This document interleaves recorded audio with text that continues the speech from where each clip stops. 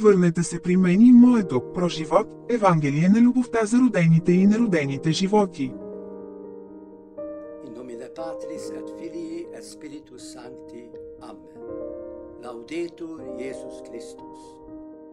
Всички животи принадлежат на мен, казва Господ, и никой не може доброволно да унищожи човешки живот или да се съгласи с неговото разрушение, без да се изправи пред моя гняв и съд, защото отмъщението е мое. Не се подвеждайте, братя и сестри. Сатана не споделя властта и ако изглежда, че го прави, тогава онези, които се възползват от нея, трябва да платят скъпо, за това са човешки души. Веритът Исмайзиум няма официална власт да коригира катехизиса, който след 4 век адаптира интерпретацията на дявола и езичниците на термина «самозащита» за християните.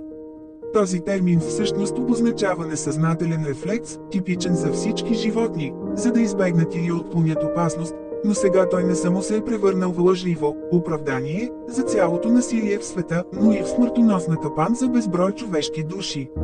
Въпреки това, с помощта на Исус, вие ще имате силата да отхвърлите тази насилствена концепция и да изберете послушание към Него, дори ако това означава загуба на вашия комфортен живот като заплаха за съвременното общество, изградено и поддържано от насилие.